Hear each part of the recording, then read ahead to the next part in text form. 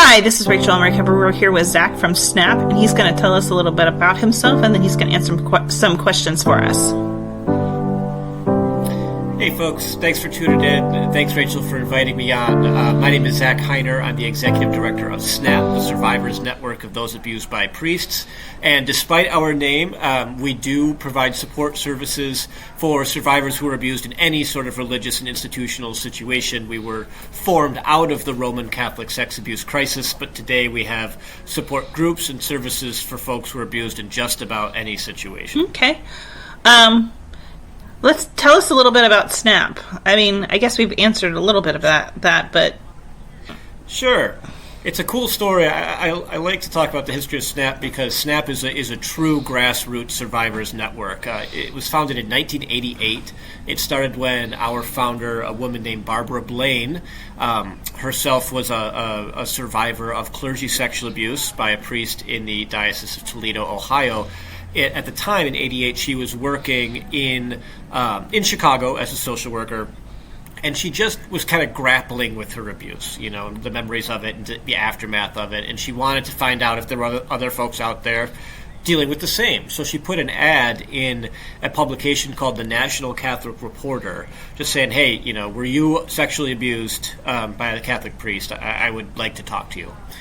And she got a lot of context from that, and a lot more and more and more, and they were coming from all around the country. So she, SNAP started as Barbara just going to visit these individual survivors around the country and realizing that, what they wanted to do together as survivors was be there for other folks in the same situation. Now, I mean, even today, clergy sexual abuse is still a pretty taboo subject, but especially then, pre all of the major revelations about CSA and pretty much every religious institution in the country, back then it was especially hard for folks to come forward. So they wanted to set up these bases of SNAP leaders and SNAP groups where survivors could come forward to someone who they knew would believe them and be there for them.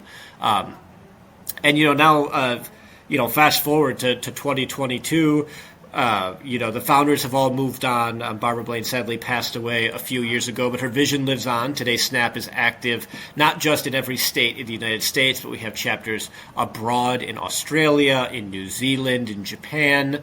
We partner with organizations in Africa, South America, and we have leaders in Europe as well. So we really have continued on that same vision of providing a place where survivors can come forward and get help, as well as have someone on their side who will advocate for them in the media and publicly as well.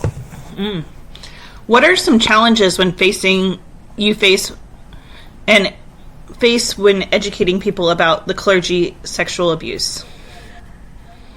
Well, and I'm sure I don't have to tell this to you, Rachel, or any of your listeners here, but we all know that sexual abuse is a taboo topic, right? People don't want to talk about this to begin with. At best you usually get I'm so sorry that happened with you, now let's move on and talk about the weather kind of thing. So already getting people to break down barriers and talk about the sad and common reality of sexual abuse across our country is already difficult.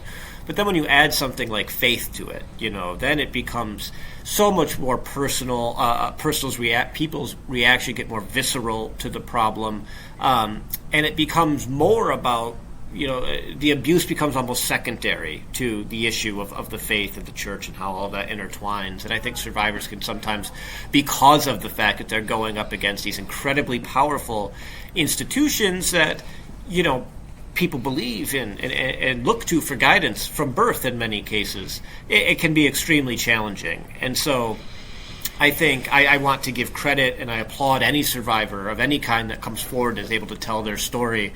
And I think every survivor recognizes the reality that there are a lot of difficulties whenever you disclose about your abuse. And then when you add in insular community factors like you often find in faith-based communities, it can become even harder.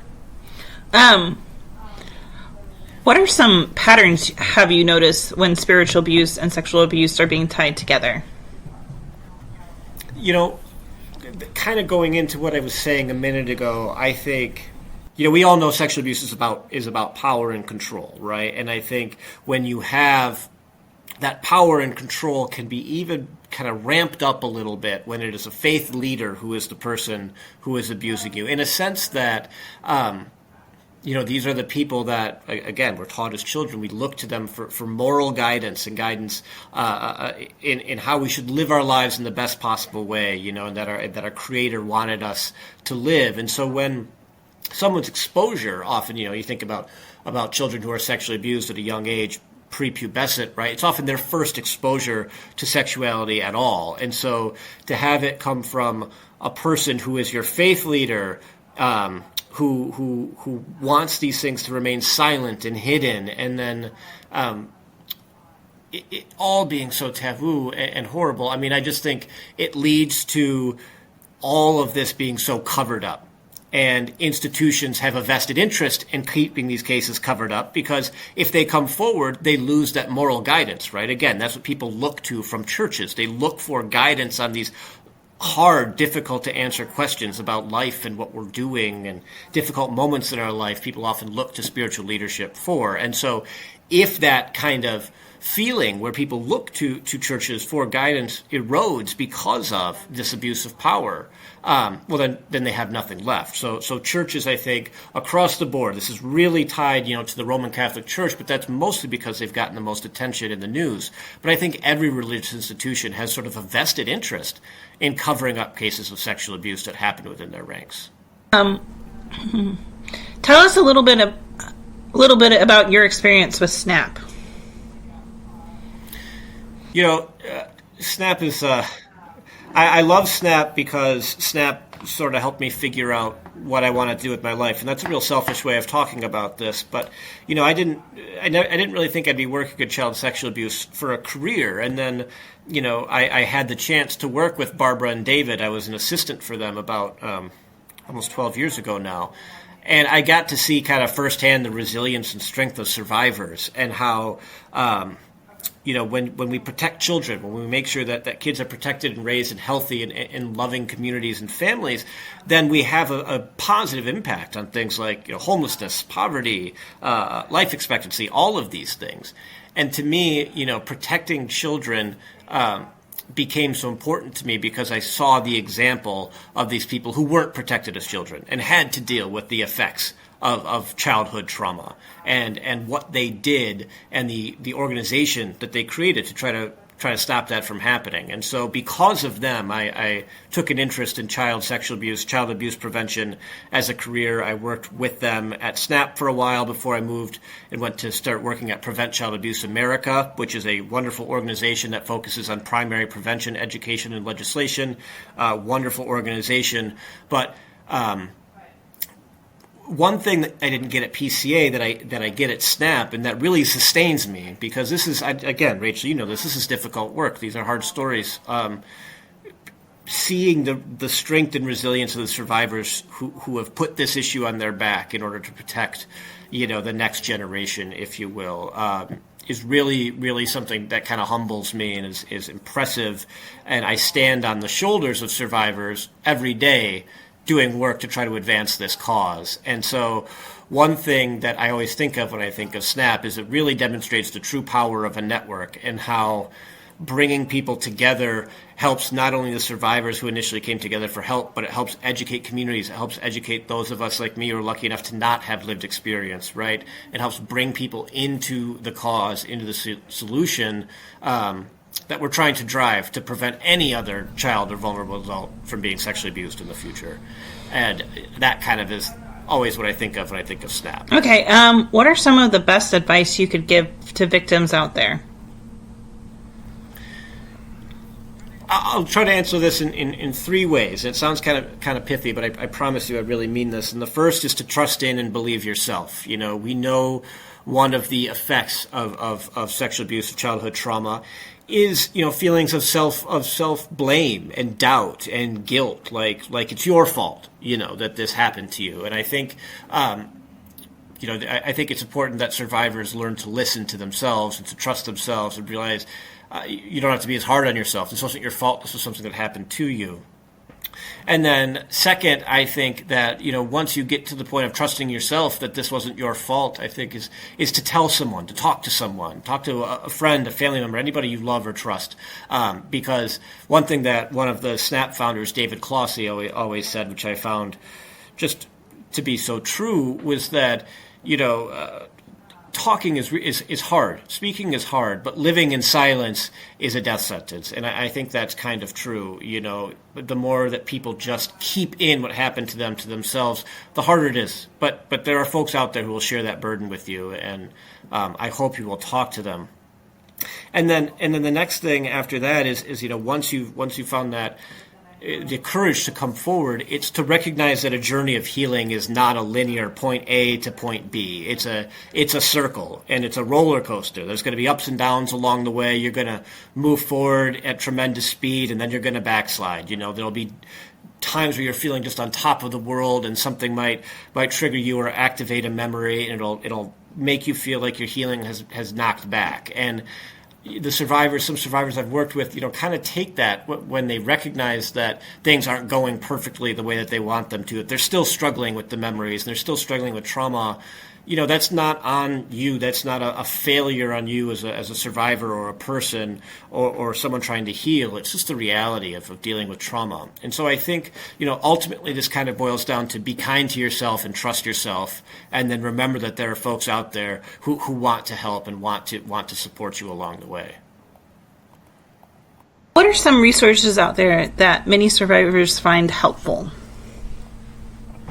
Sure. So I'll speak to the resources that we've, over the years spent the most energy on at SNAP, because that's what people have come to us have been most helpful. But first is in terms of peer support. And at SNAP, we do that via peer support group meetings. So kind of similar to things like someone who've been to something like AA or NA might be familiar, but you leave your title, all of that at the door. When you come together in this room, you're all just survivors, and you're there just to share experiences in a safe and non-judgmental community. It's not a place where you're going to come and you're going to get told what to do. It's just a place where you can share what you're going through with other people who will recognize it. We also, of course, do, though, provide linkages to services that survivors might need, and I think that's something that all survivors, not just clergy abuse, but any kind of survivor will need, is someone who is a therapist and likely an attorney if folks are looking for justice, but not just any therapist or attorney, but people who are trauma-informed in the reality of how sexual abuse or childhood trauma or trauma in adulthood manifests. Because some folks, while they might be trying to do the right thing, they don't necessarily get it. Maybe they weren't trained, they weren't, didn't go through trauma-informed training in school, whatever it may be.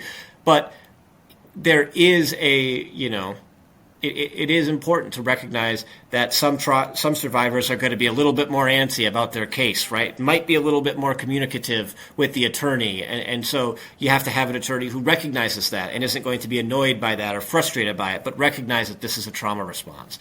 And so what we have done over the years is we collect resources and referrals from survivors who say, hey, I had a really good experience with, Dr. A in New York City. So the next time a survivor comes to us, we can say, hey, we've never worked with Dr. A, but we know that survivors have said that they're a good person. But what I always tell as well, this kind of goes back to what I was saying about trust yourself, is that what it ultimately comes down to is your individual rapport, right? How you feel with the professional you're working with. And so it doesn't matter if 95 people have had a really great time with Dr. A. If you go in there and you're not that comfortable, hey, that makes total sense. We can help, you should find someone else. And so it all really comes down to that, personal kind of feeling.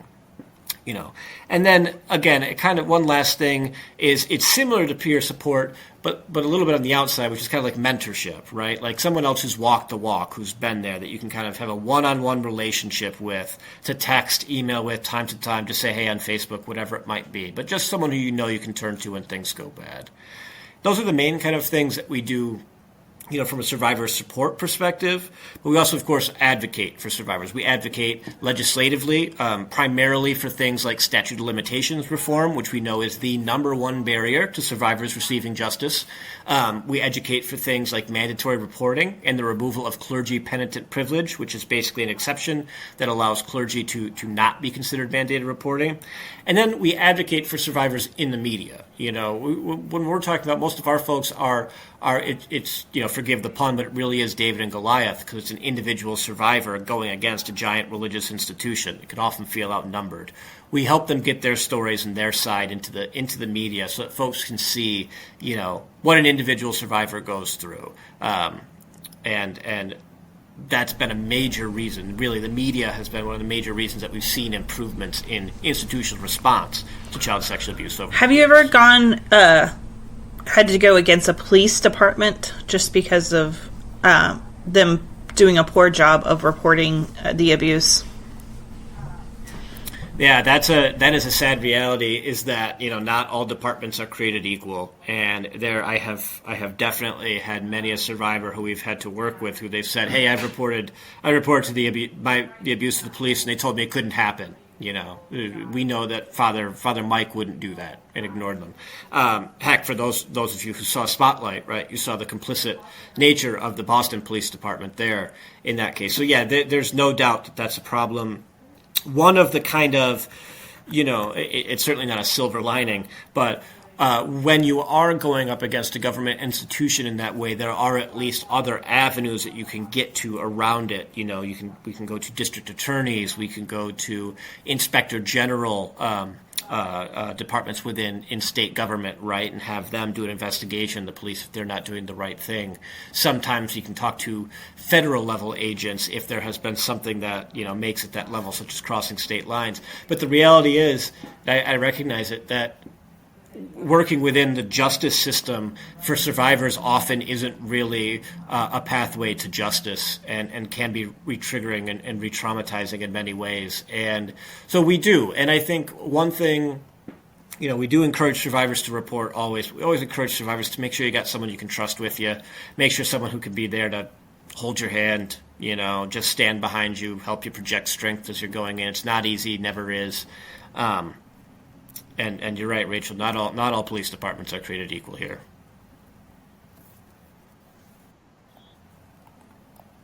What does SNAP do to educate the communities? So that's really where media is our biggest partner, and like I said, helping survivors get their story into the local paper, state paper, whatever it may be, not only helps humanize the story of abuse that people are going through, but people will read those stories, like we were talking about at the beginning here, right? Like, people don't want to just raise their hand and start a conversation about child sexual abuse. But when you're reading, news on the internet or your Sunday morning paper, whatever it might be, you'll come across these stories, and people will engage with them that way. And I think that's really one of the most critical things that we can continue to do, is to push those narratives. But we also put a ton of resources out there. We have an annual conference every year. We have free quarterly mini conferences where we try to highlight survivor stories, where we try to highlight advocacy angles. We try to highlight healing modalities. Really try to put as much free content out there via social media and our website, so that survivors can access it when they need. Family, friends, people are trying to learn about the situation can as well. Because really it does come down to the fact that, abuse happens in silence, but healing happens in community. And the more people that we educate about it and bring into that community, the better chance we have of eradicating CSA. Fair enough. How do you think the churches could do better at responding to sexual abuse? This to me is really easy. Mandate outside reporting. Report to secular authorities. If you look at all of these churches right now, Pope Francis was just in the news over the weekend for acknowledging that his own new abuse laws, hadn't made much of a difference. And the reality is because there was nothing new about the abuse laws that he put in. All they did was mandate further reporting, bishops reporting up to bishops. And, in the Southern Baptist Convention, we saw the same thing in the report that came out in August, right? Everything was mandated to be reported internally. And like I said at the beginning of this, religious institutions, they're always going to put their reputation first, because their reputation is really what sustains them as an organization. And so I think any church that truly wants to make a difference, and to be clear, I'm talking with a broad brush, but there are parishes, there are individual level dioceses, there are churches that have done a great job in individual level reporting to, their police, to district attorneys, and to the attorney general. But really it comes down to knowing that you can't fix all of these problems yourself. You can't fix all of these things internally, and things need to be done outside secularly. This goes for every institution. We're seeing the same kind of problem in universities, right, where multiple sexual assault scandals in several Big Ten universities, and all did the same thing, all internally report. There needs to be outside secular involvement. What do you do for self-care? Not enough. How's that for an answer? I like to read. Before I had my son, I like to play video games, but that one's out, so now I mostly just play with him on the floor instead. But, honestly, just being outside and being in nature is a really kind of healing, centering thing for me. Helps me relax after a long day of work. And I know that the same is true of many folks that I work with, just finding some time to be outside in some green space, which, I live in downtown Chicago, so I don't have a ton of green space, but we do have a pretty big lake, so I can at least go sit by that. But, I think really the best way of putting it is just trying to find time where I can sit and think to myself, and just don't have to worry about obligations for the moment, just be myself. Alone. That's the most important thing I do for self-care these days. Okay, and how has this impacted your faith? Negatively. It's hard to be in this work and have the same view of a religious institution, than I did previously. At the same time, though, faith is really deeply personal, and I think one thing that working at SNAP especially has showed me is how people are able to take their faith and extricate it from the institution at large. I think I've spoken to some survivors who have said that they were abused in a church and they will never be able to believe in God again. I've talked to some survivors who were abused in a church, and they've said, they know that their God wanted more for them than that, and that they weren't going to let the abuse take away that relationship. And there's some who have moved churches or found a new relationship with their creator and what it may be. For me personally, it's kind of eliminated religion from my life, but I think it really comes down to finding how these institutions fit into your life. Do they provide a benefit to you? And if they do, that is wonderful. And if they don't, then they don't, and find something else and move on. Is there anything else you would like to add or anything else you would like to say? Yeah, I just, to anybody listening to this, I know that it's not easy to come forward. It really isn't. But I hope that if you are listening to a podcast like Rachel in Recovery, that you're trying to do something for yourself. And so I hope that you'll take this and find someone that you can talk to, a friend, a trusted family member. There's organizations like RAIN that have great chat services. Even that could be good for you. But find someone to speak to. Find someone to help ease your burdens with. There are organizations out there, whether it's a group like SNAP or one of the myriad out there that are looking to help. There are organizations out there that want to help you and want to make sure you're not going through this journey alone. And so I hope that, this podcast, and Rachel, thank you for doing this. I think it's important. I hope that this encourages you to get out there, advocate for yourself, and help, lay some of your burdens down a little bit. Okay. All right. Thanks, Zach, for coming on the show and telling us a little bit about yourself and SNAP. And maybe we'll do a recap later. All right, guys. Thanks for listening. This is Rachel in Recovery. We're tuning out, and you can always follow us on your favorite platform for podcasts or social media. And always, if you have any questions, reach out to RachelOnRecovery.com. Thanks.